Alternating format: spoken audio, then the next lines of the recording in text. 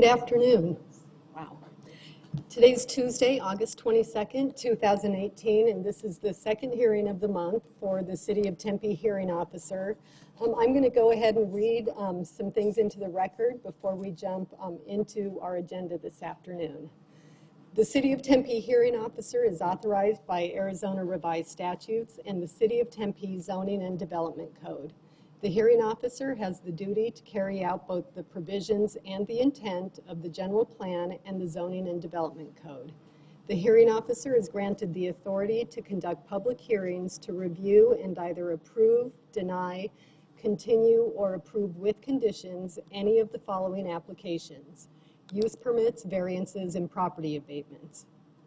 On today's agenda, we have 10 different items. We have a set of minutes, 3 property abatement requests, and 6 different use permit requests. Agenda item number 8 has been removed from the agenda at the request of the applicant. As the hearing officer, I've reviewed the City of Tempe Community Development Department report that I'm given a week or a few days prior to this hearing.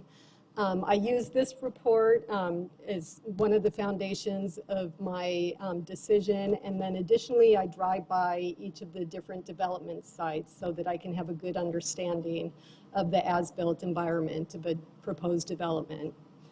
When your request is called or when you wish to speak on an item, if you're here and you're not the property owner or the applicant and you want to speak on an item, if you can fill out a white speaker card that they're at the back of the chamber, and you can get up right now and do it if you want, and then hand it to a staff member who will in turn hand it to me so that I know that I have individuals here to speak on a different case.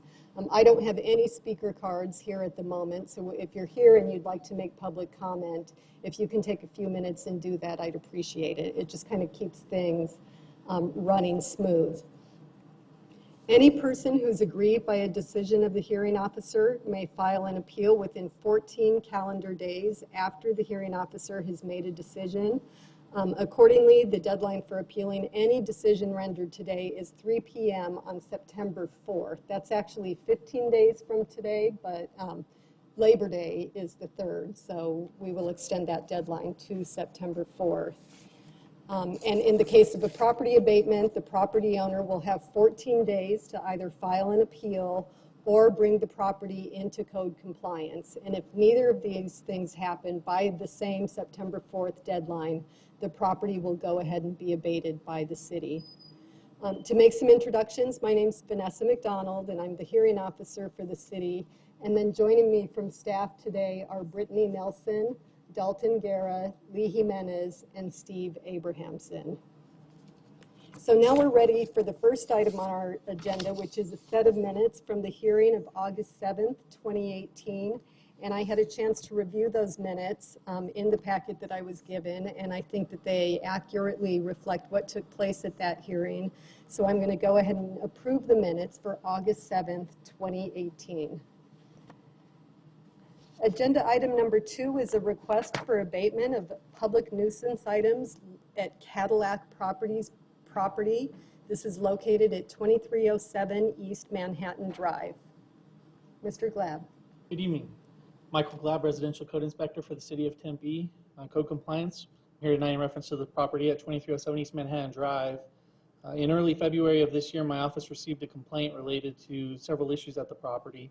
I followed up and observed that there were several issues, asked for compliance via mail to the last known address to the property owner, in this case an LLC.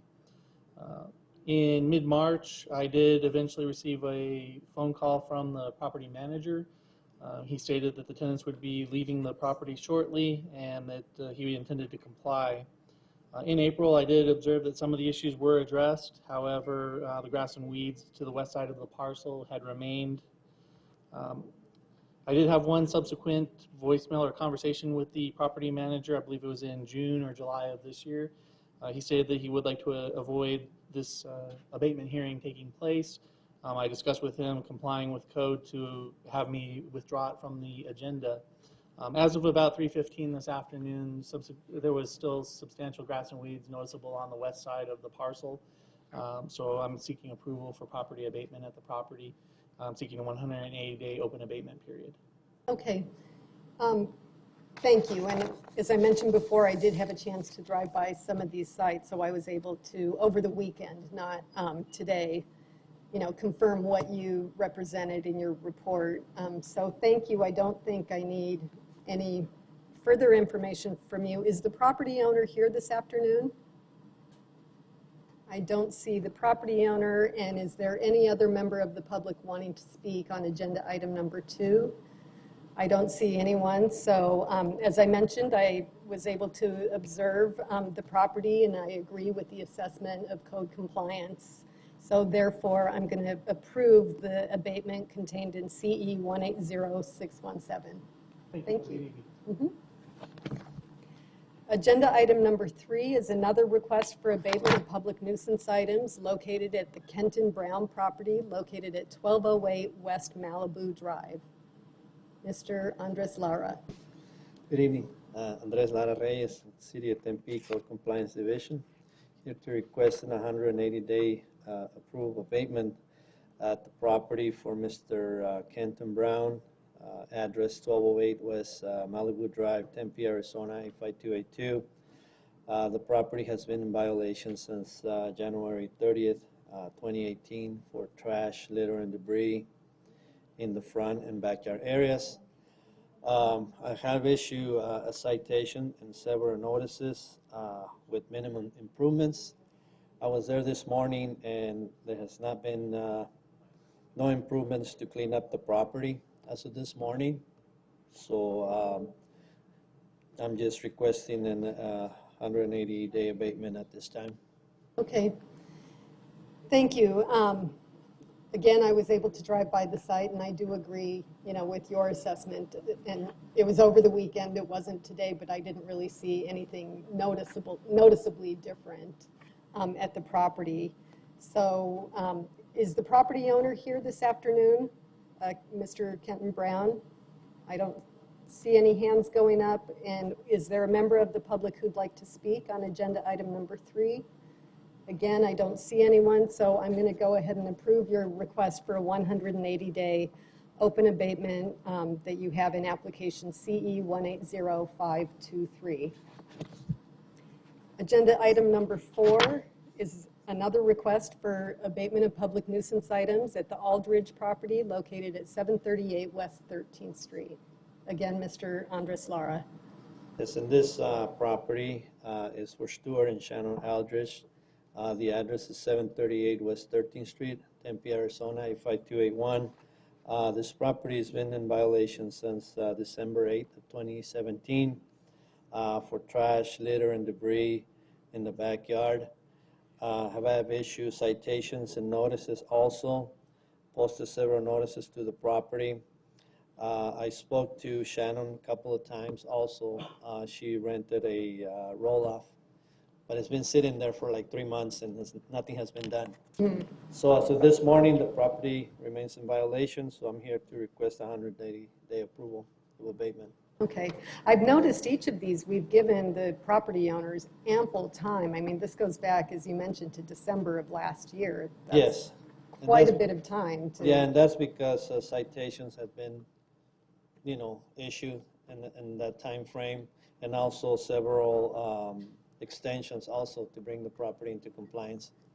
Okay, so we like to err on the side of fairness to the property owner. Correct. I suppose. Okay. Yes. Thank you. Is the property owner here this afternoon wanting to speak about 738 West 13th Street? I don't see anyone. And is there a member of the public here this afternoon wanting to speak on agenda item number 4? Again, I don't see anyone, and I was able to go by the property, and I agree with your assessment that it needs to be abated. So I'm going to approve your request for a 180-day open abatement for the application contained in CE 179220. Thank you. Thank you.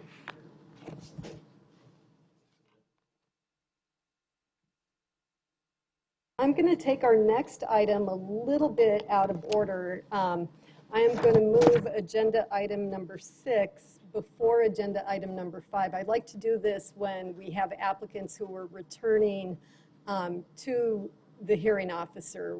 This is a case that I heard about a month ago, and the applicant agreed to take a continuance so that he could work on some issues. And then I asked him to come back. So therefore, I'm going to kind of give him the courtesy of going to the front of the agenda. So this is a request for 2 different use permits to allow for a second-story addition to a single-family residential home, and the second one is to provide the required parking within the front yard setback, and this is for the Lee residence located at 221 East 14th Street. Mr. Jimenez. Good evening, Hearing Officer McDonald. Lee Jimenez, Senior Planner with the Community Development Department and the Planning Division.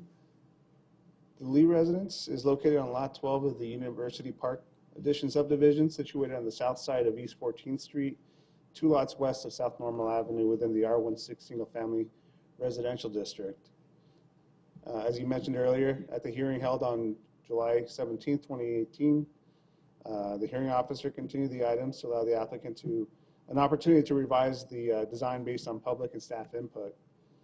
The applicant, Michael Underhill, is proposing a 1,690 square foot and building area 2-story addition to the existing 1,007 square foot home and demolition of an existing 875 square foot carport and old addition. The new addition will provide approximately 2,500 square feet of new living space, totaling 4,380 square feet altogether. When the project is complete, the residence will consist of 5 bedrooms, 4.25 bathrooms, a living room, family rooms, a library, study, and a workshop and garage. A new designated parking area is proposed for 1 vehicle within the front yard building setback on the west end of the front yard. So far today, staff has received 4 public inquiries, 2 in opposition and 2 in support. Those in opposition cite concern about the possibility of individually leasing out rooms in the future and accessing the garage from the narrow alley, which is adjacent to a ditch. Based on the information provided by the applicant, the public input received, and the analysis provided in the staff report, staff supports approval of the requested use permit and believes the request meets the required approval criteria and will conform to the recommended conditions provided in the staff report. And I'll be available should you have any questions. And am I correct, is my memory correct that you've changed your recommendation? Because didn't you, in the previous staff report, recommend denial of one of the use permits? That's correct. Initially, at the hearing on the 17th of July, I recommended denial for the front yard, for parking in the front yard building setback. But with the redesign. Okay, what just happened with the lights? I think those are I'm supposed sorry, to be turned that's off just at the beginning. really bright. But yes, I did change my recommendation after speaking with our historic preservation officer. The landscaping, the replacement of the driveway with additional landscaping and reintroducing flood irrigation to the property would help bring back some of the historic look of the original lot, and also relocating the driveway onto the west end while also providing a double strip driveway with turf in between really brings back the classic look. And so that's why I changed my recommendation to recommending approval. Okay, thank you. I always like to point out when staff is being flexible, as well as when the applicants are being flexible. So thank you. I don't have any questions of you at this time. Is the property owner or applicant here this afternoon? Oh my gosh. They have to stay on. Really? Sorry. It's like blinding. Okay. You don't like spotlights? What? You don't like spotlights? No. I mean, it's really, really bright. Okay, I apologize. If you can state your name and city of residence. Michael Underhill, Tempe, Arizona. Thank you. So you're back in front of the hearing officer, and can you tell me what transpired between the last hearing and today? I too would like to add to your thanks to the, Mr. Jimenez was very, very helpful. We met with them, with some staff. We did various things to try to answer some of the objections from neighbors, in addition to work out the situation for the use permit that we were asking.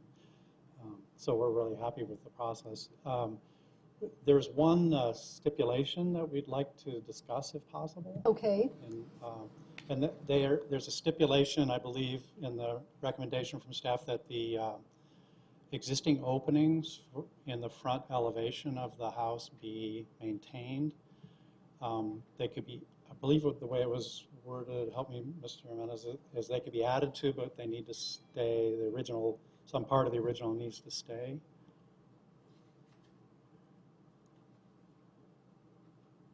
Hearing Officer McDonald, Mr. Underhill.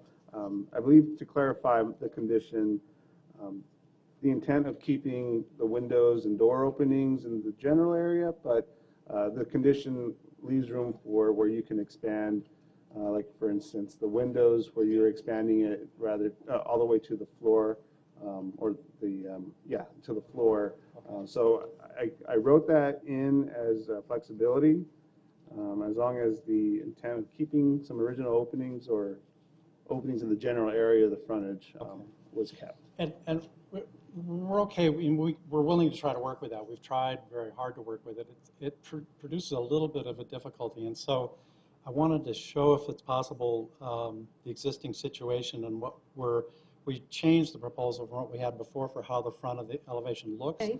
But we have a new one, and we're doing a couple of things to try to fit in with the historic fabric of the look of the houses along 14th Street.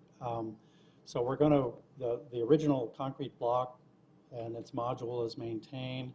Mr. Lee and his wife have agreed to spend the money on steel true divided light windows to go in, but we still, when we just look at the facade of the house itself with the existing openings, just expanding them is still pretty awkward looking. So we actually... show me what you're, yeah. Set it down. face up. Face up, okay. So this is the existing condition on the top. Okay, that's existing. This is Got what we it. proposed before, which was new aluminum windows and no divided lights. So the center window remained in its original location. Yeah. The window on the right was now expanded, Right, and the other two openings were blocked in. were removed. Okay. So what we're proposing now, we've decreased the size of the two-story portion to try to reduce the impact, but we're proposing openings that don't still quite, it makes it very difficult to make those out of the existing openings. And the strategy is to have something that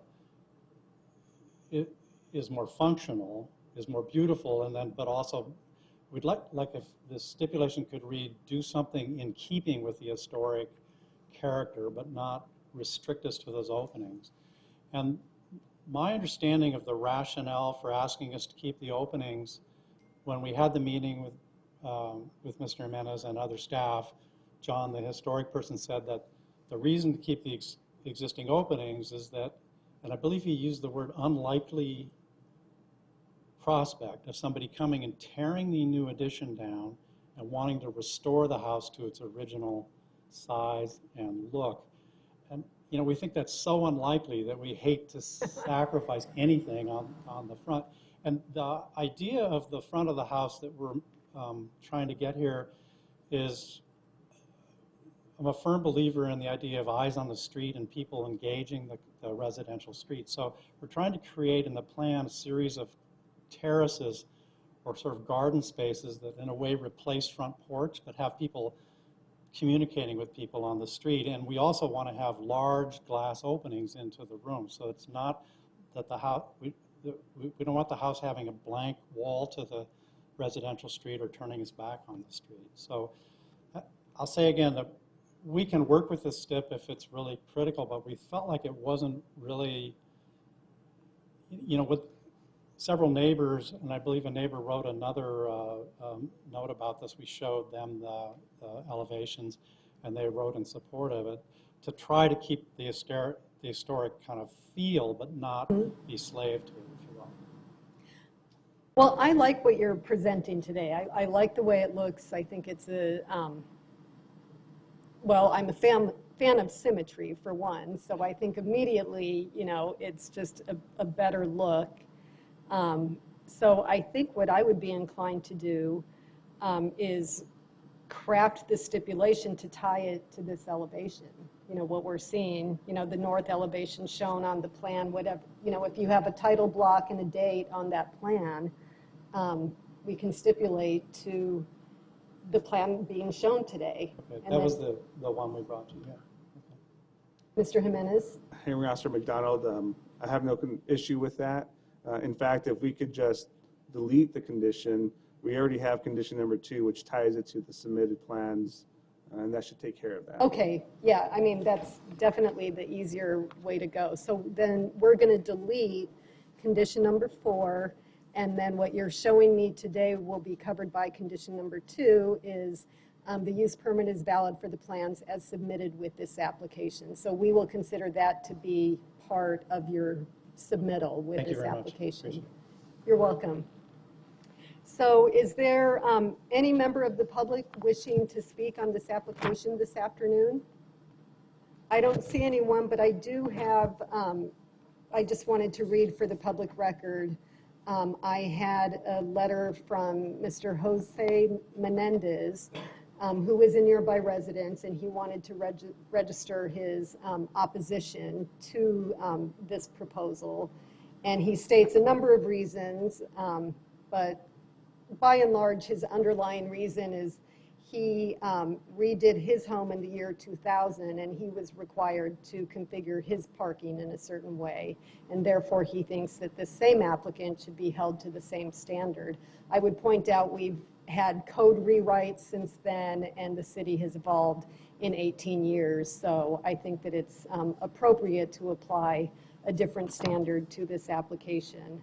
I also received an email from a Jay Minkner, and his concerns, he had been reached out to from the property owner and the applicant, and his concerns were satisfied. So I wanted to pass that along as well. And those are the only 2 that I have, late coming on this case.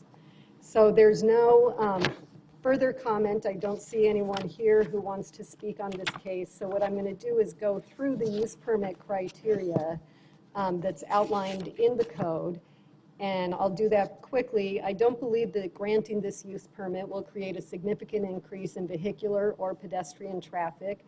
I don't believe it'll create a nuisance arising from the emission of odor, dust, gas, noise, vibration, smoke, heat, or glare. I don't believe it'll contribute to the deterioration of the neighborhood or downgrade property values. In fact, it's a substantial investment in the property and in the neighborhood, and I think that's going to be a good thing for the surrounding neighbors.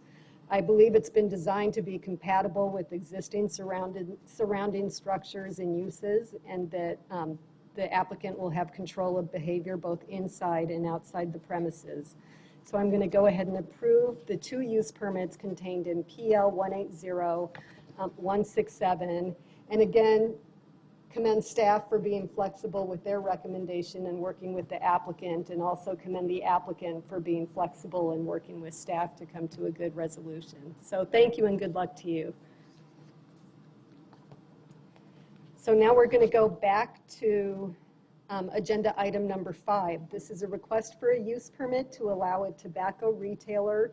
This is for Blue Dragon Vapor, located at 6473 South Rural Road.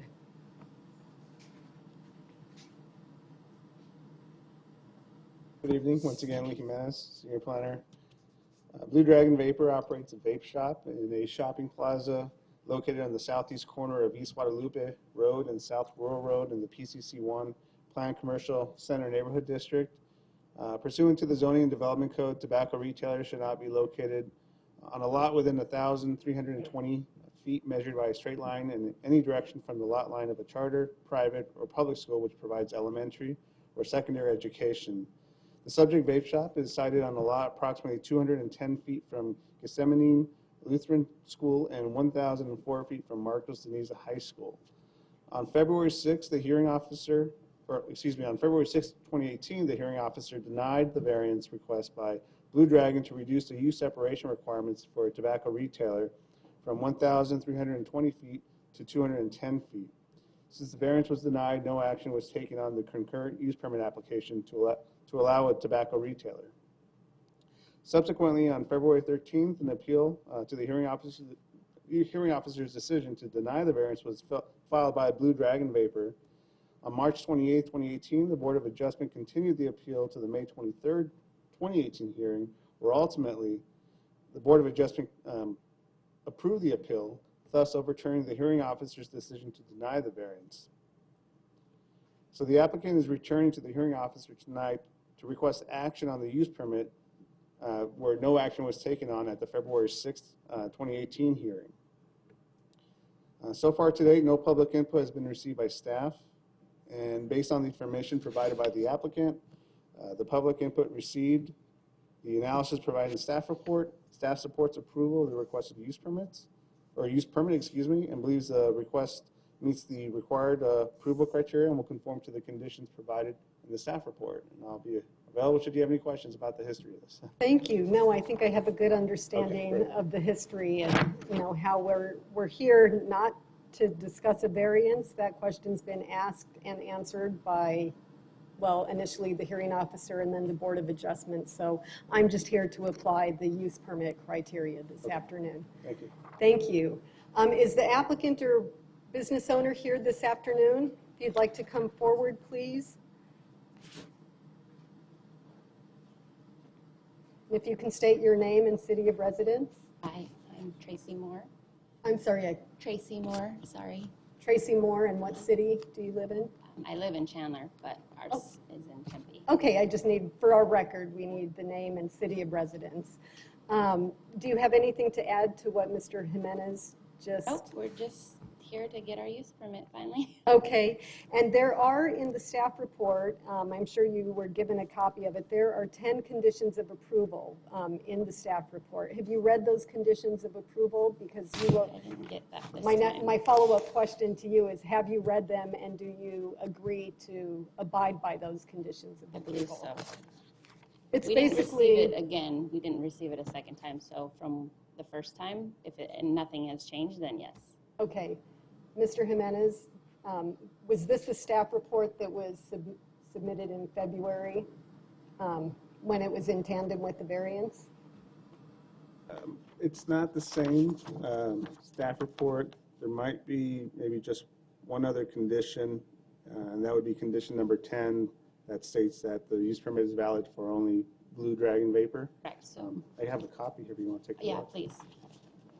Basically, the variance was just saying that in order for us to get the use permit, we just had to make sure that either David or myself was going to keep the business as Blue Dragon Vapor, or if we sold it to a third party, that they would keep the name Blue Dragon Vapor and use our policies and procedures that we have set in place. Okay.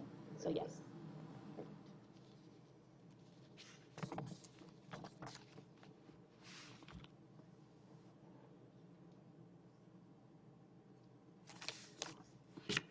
Yeah. So you've read them, you do agree with them? Yes. Okay. Thank you. I don't think I have any other questions of you at this point. Is there, I haven't been given any speaker cards, so is there a member of the public wishing to speak on agenda item number 5? Ms. Justice, I had your card for Rolling Hills, but, okay. So after you speak, if you could fill out another card that Okay, can I go in will. the Thank file you. for this. Can Can you state your name? I My know name who is you are. Darlene Justice. I live in Tempe. Thank you. And we have these separation rules for a reason. And we're actually within Tempe, they're even considering smoking, not selling cigarettes to youth under 21 or adults under 21. I don't know that I would actually support that, but that's being considered. I know that vape is also not fully vetted with all the different chemicals. People say, well, it's safe, but how many different flavors, how many different scents are there? How many different chemicals go in to make all that? And it really has not seen the test of time or all the laboratory tests. There are separation reasons from schools and playgrounds and things like that for certain reasons. I'm surprised the Board of Adjustment sent this back. Very, very surprised. I didn't plan to speak on this. I didn't understand this. But I would just like to say, for citizens, I'm a grandparent, got 3 grown children, 8 grandchildren that are all older. And I just think that this is going to set a precedent for other types of business, that they can ignore these quarter-mile separations. And I think that that's very concerning. Okay. Thank you. Thank you. Just to clarify, as I mentioned before, how we got here is this applicant had a two-pronged application before. They were seeking a variance to reduce the separation requirements and a use permit.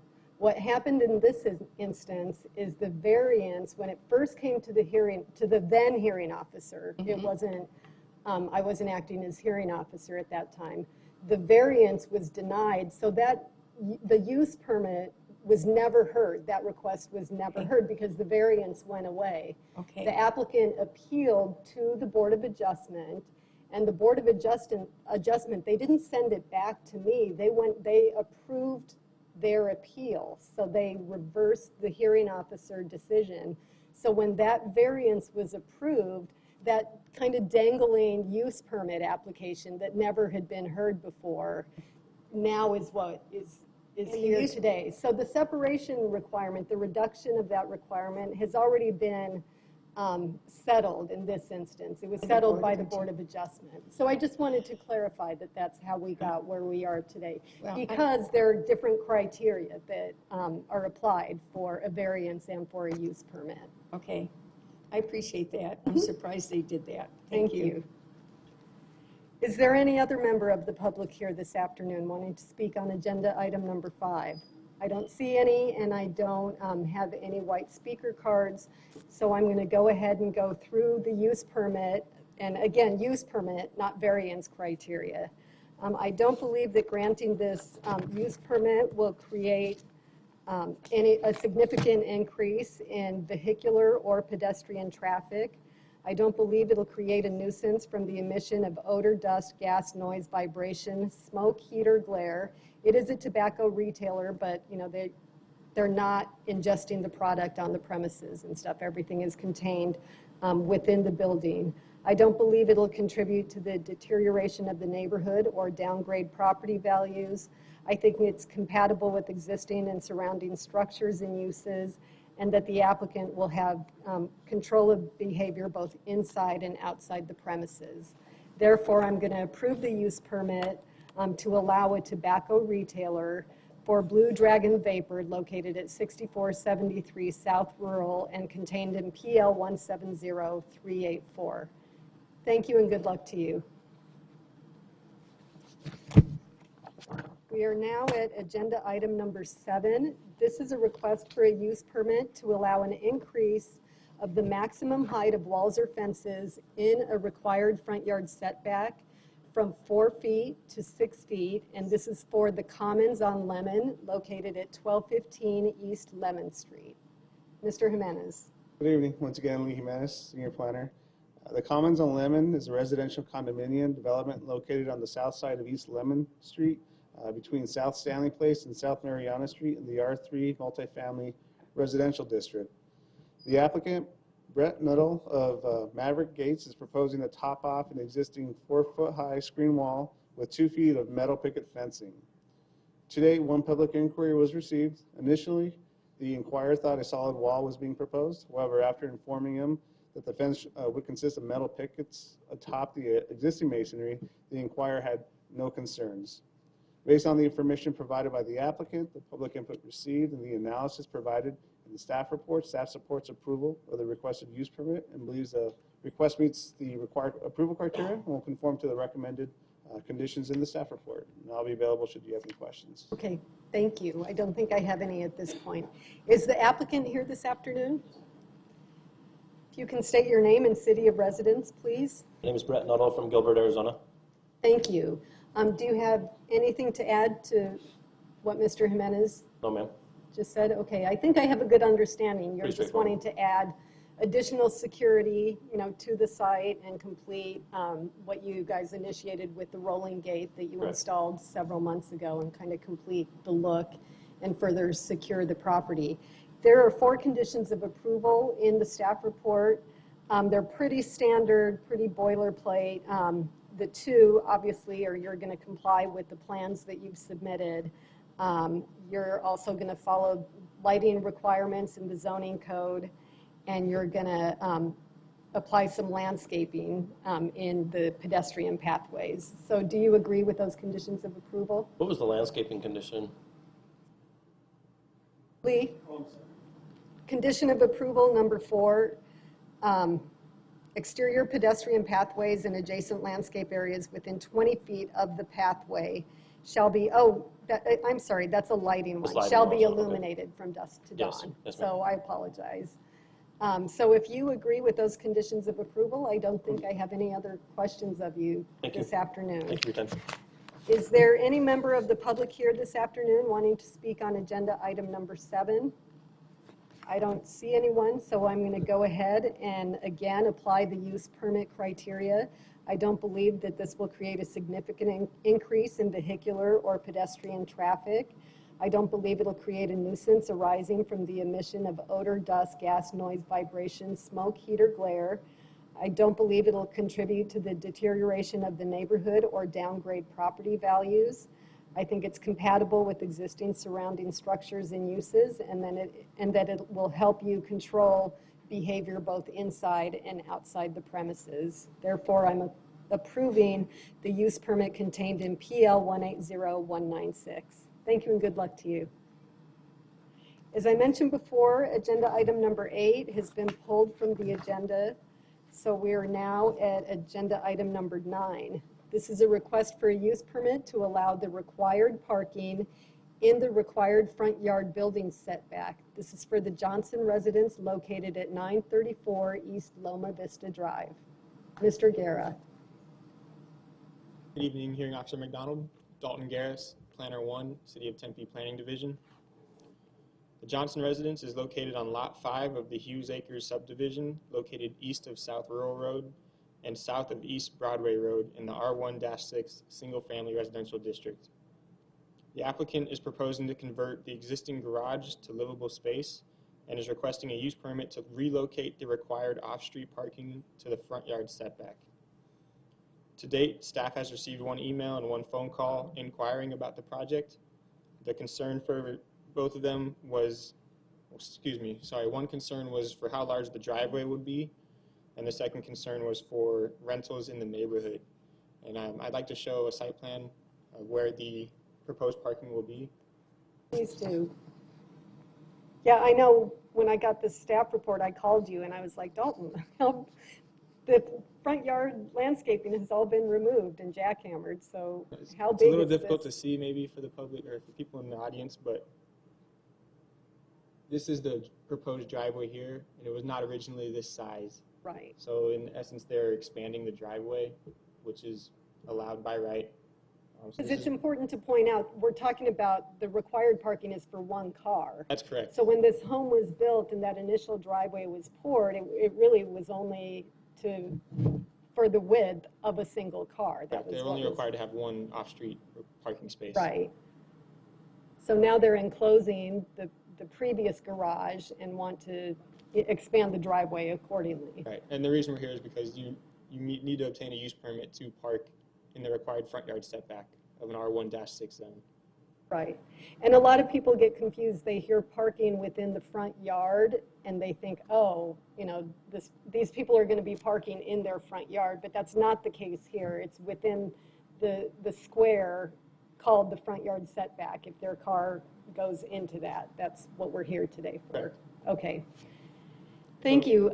This is really helpful. It speaks to the fact that not only are they changing the driveway, but also I think probably elevating the level of landscaping and everything on the plan. I just want to note the staff is supporting this use permit based on the public input and the public input received and the analysis provided in the staff report. Okay, thank you. Is the property owner or applicant here this afternoon? I don't think I have any questions of you, but I'll let you know if I do. Good evening. I'm Charles Johnson. I live in Mesa. Thank This you. is my partner, Joe Worth. He's Thank- also Mesa. Thank you. Nice to meet you both. Have you read the conditions of approval in the staff report, and do you have anything to add to? No, I don't think we have anything to add, and we realize we have to get the building permit, and we're working with the building office for that. Yeah, any intensification or expansion requires you to come back. If anyone is complaining about your property, you have to come back, and then, of course, you'll get your building permit, and you will be tied to the plans submitted within this application, which would include this diagram that I was given this afternoon. Okay. Okay, so thank you both. Okay, thank you. Appreciate it. Is there any member of the public here this afternoon wanting to speak on agenda item number 9? I don't see anyone. I did get, I was given an email earlier today from an individual, and their concern was the amount of rental conversions in the neighborhood, and I guess possibly this being done in support of renters renting the home in the neighborhood. And my only thing when I hear that concern is rentals are allowed in the city of Tempe. We don't, perhaps neighbors don't always like them, but they are allowed. Anyone who owns a home within the city of Tempe is allowed to rent either rooms or rent the home to someone else. So I understand the concern, but it really isn't applicable to this use permit and the criteria that I've been given. But nevertheless, I needed to read that into the record. So again, what I'm going to do quickly, since there's no one here wanting to speak on this item, I'm going to go through the conditions of approval. I don't believe that granting this use permit will create an increase in vehicular or pedestrian traffic. I don't believe it'll contribute to the deterioration of the neighborhood or downgrade property values. In fact, again, you're making an investment in this residential neighborhood. I think that's almost always a good thing and a benefit to the neighborhood. I believe it's compatible with existing surrounding structures and uses, and that you'll have adequate control of behavior both inside and outside the premises. Therefore, I'm approving the application contained in PL 180201. Thank you. We are now at agenda item number 10. This is a request for a use permit to allow entertainment as an accessory use for Rolling Hills Golf Course, located at 1415 North Mill Avenue. Mr. Jimenez. Good evening, once again, Lee Jimenez, Senior Planner. Rolling Hills Golf Course is an 18-hole executive golf course located on the east side of North Mill Avenue, north of East Curry Road in the AG Agricultural District and within the RSOD, Rio Salado Overlay District. The applicant, Craig Hayton of the City of Tempe, is requesting a use permit to allow entertainment as an accessory use, to the golf course. The entertainment will take place indoors and outdoors. It consists of acoustic and amplified bands, DJs, karaoke, and dancing. The area where the entertainment will take place are inside the restaurant and outside on the patio and adjacent grassy areas. To date, no public comments have been received by staff, and based on the information provided by the applicant and the analysis provided in the staff report, staff supports approval of the requested use permit and believes the request meets the required approval criteria and will conform to the recommended conditions of approval provided in the staff report, and I'll be available should you have any questions. Okay, thank you. I don't think I have any at the moment. Is the applicant here this afternoon?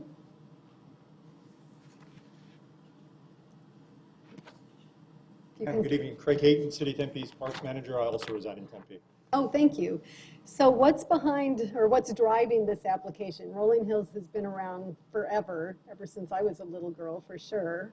It has been. And we operate as a public-private partnership. So the city maintains the golf course, and then we partner currently with Gemini Golf, who runs the concessions and the restaurant. And it's an opportunity, as the golf course is utilized throughout the day, to have some accessory use in the evening hours specifically, both in the restaurant and on the patio, and then in the golf course, some of the green areas as well. But just really to highlight the beauty of the area, to use it as a community space, really to diversify because it's a multi-use facility, so we really want to try and maximize the use and really provide the benefit that it can to the community as much as to the city and Gemini Golf as well.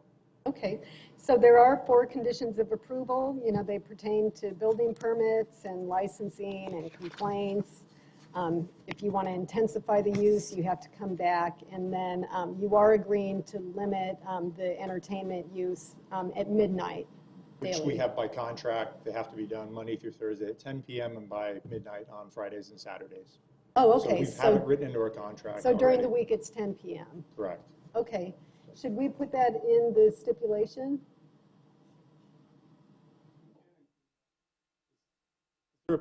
Is there a possibility, pardon the interruption, to have it listed as midnight if we want to amend our contract to have it at midnight if they so choose during the week? Is that an avenue that we have an opportunity to go down? Yeah, I mean, that's the way we have it right Okay. now, right? Then we'll keep our contract at 10, and then if we so choose to amend it, we'll go through the proper procurement process if that would Okay, be agreeable. and that way it wouldn't be considered an intensification, which would require you Right. to come back. That would be wonderful if we could Okay. do that. Okay. That's fine, and then you're gonna work on a security plan, you know, with Certainly other. crime prevention. Okay. I don't think I have any other questions of you at this point. I do have a speaker card. If you'd like to take a seat, Ms. Justice is here this afternoon, if you'd like to come on forward. And I have your speaker card for this case. I should have filled this one out with the other. I will. Thank you very much. This actually could be real exciting. We're real happy that something more is going to be done at Rolling Hills. We think the entertainment could be something really great. One of the first things I was going to ask is in the conditions of approval, it does say 12 p.m. But in the letter later, it does say that Sunday through Thursday, it ends at 10. And I really think that should be in the conditions of approval so that if they want to change it, we'll come back. Because I think it's important that they end at 10 during the week and that. So that was one. The security plan, we had a teen club in North Tempe, I think you remember it, with lots and lots of problems. And so I think it's important, since they're talking about all different types of events, karaoke, maybe a small concert, having things outside. I think that the security plan that's developed needs to develop different types of events, because it's a lot different when you have a bunch of young people in a teen nightclub type environment, or if you're having a small karaoke group.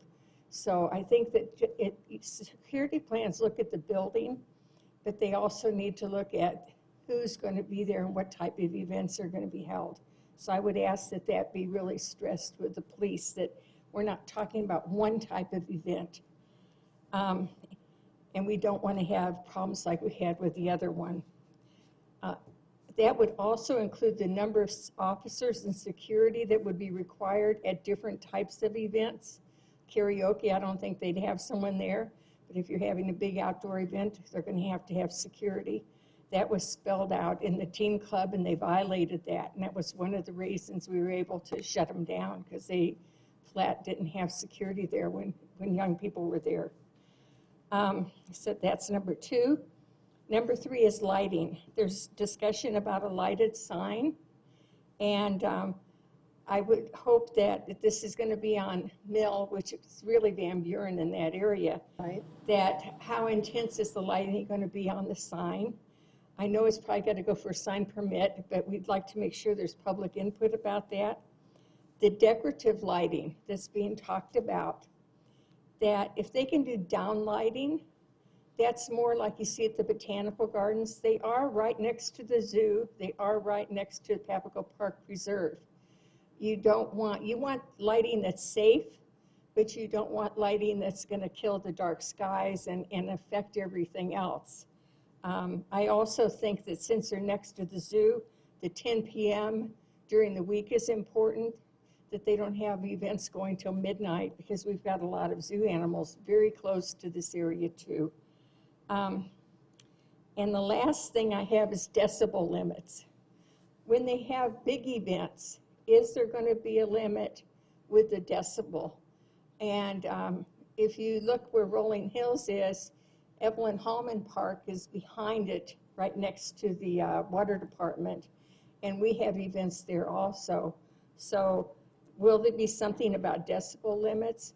I think we can all get along really well here, and we're really excited that Rolling Hills will be utilized more in the evenings. But I think we need to consider some of these things and especially make sure security plans are developed for the different types of events and that. Okay. Thank you. Thank you. Thank you, Ms. Justice. What I'm going to do is have the applicant come back forward. And I don't know if you were making a list, but I was making a list of the items that Ms. Justice brought up and have you kind of speak to each of those points. So first of all, the nature of the events that you're going to be having on the site, talk about lighting, signage, and then sound mitigation. And also, have you gotten any input from the zoo?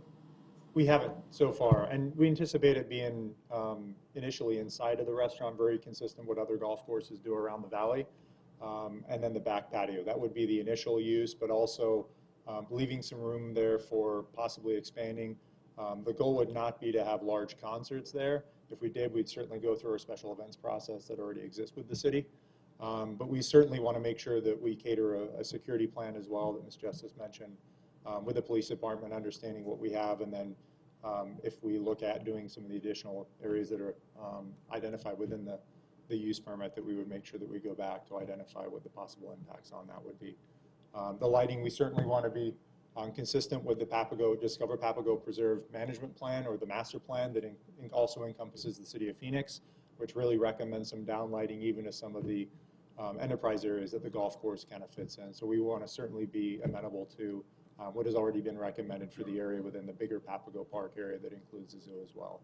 And we want to be good neighbors on all fronts, especially to the neighborhood, and then as well onto the zoo and SRP that's next to us on the other side as well. Okay.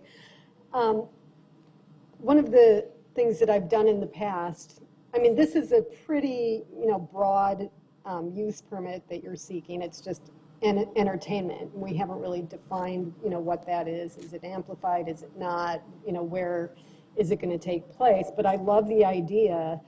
In the past, I've asked applicants to come back after a year, just so that we can have a check on how things are going, rather than try and do a point-by-point condition of approval for, a decibel level and, a photometric study and lighting and all that. I think it might be beneficial in this case to say, why don't we come back in a year and just see how things are going? Because I know it's the city who's applying for it, but it's the operator who's going to be, operating on a daily basis. Correct. And as we partner, that may be a good check and balance to have. And I have no objections to that, and that would be certainly something. Okay, I think I'd like to impose that condition of approval then, and that way, we're enthused about the use. I think the city is. It sounds like the neighbors are, but I think it might be beneficial to the whole process to have you come back. Certainly. In a year. To do so. Okay, so then we would be adding a condition of approval, number 7, which would require the applicant to come back for how do we word it, Steve or Lee? I'd indicate that they should come back for a review of the use permit 1 year from today's date. 1 year. Or within 1 year. Okay, within 1 year, or the next available hearing date after a year from today.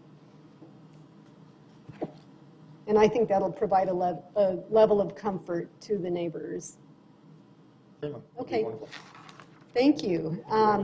Then you can go ahead and take a seat. I don't think I have any other neighbors here wishing to speak on agenda item number 10.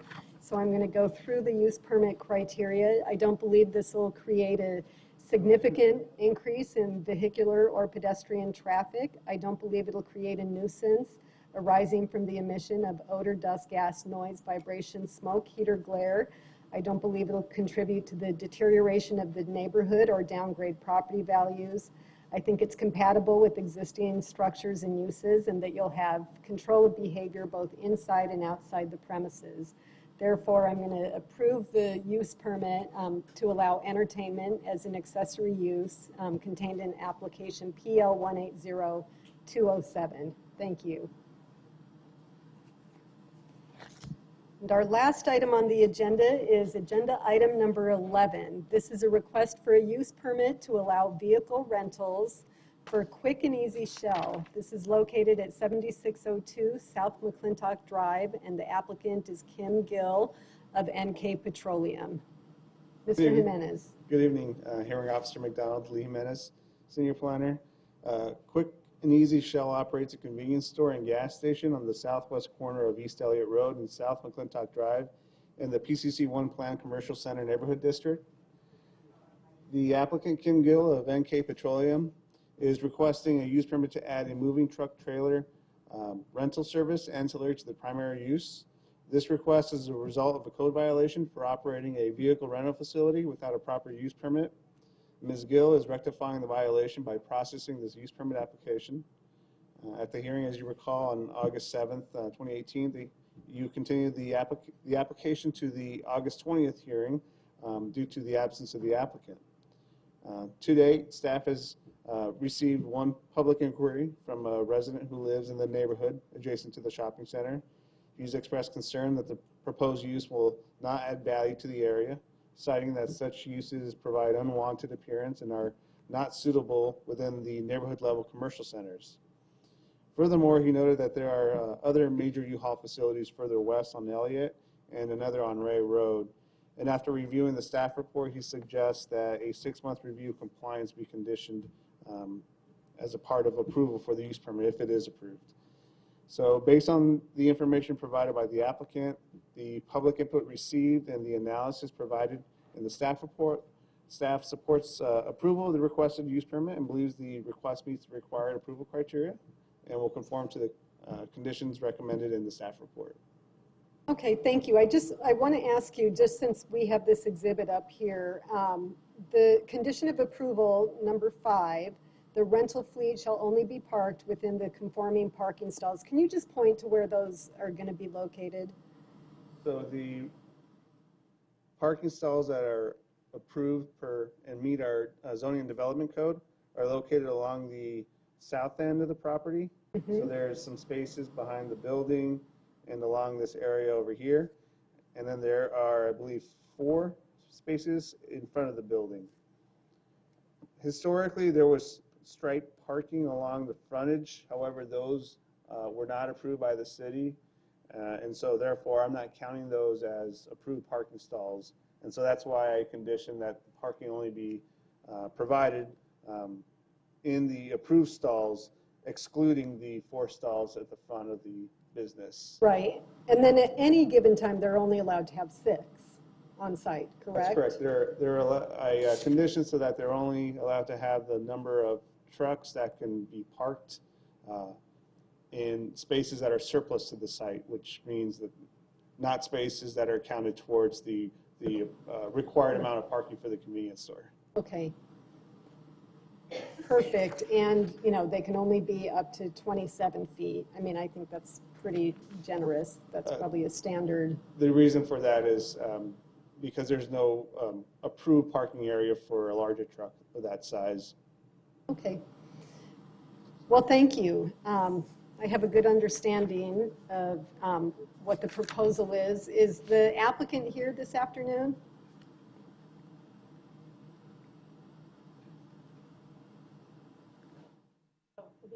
Good evening. If you can state your name. Kim Gill, Mesa. Mesa, Arizona. Yes, ma'am. So if you can, have you taken a look at the conditions of approval in the staff report? There are 7 conditions of approval. We just talked about 3 of them that you're saying you'll only have 6 trucks on the site. We mostly have a 3 to 4. We don't have 6. Okay. Yeah. Well, then even better. You're capped at 6. You have 3 to 4. They can't be bigger than 27 feet, and they'll just be in those areas that Lee pointed out. That's fine. Okay.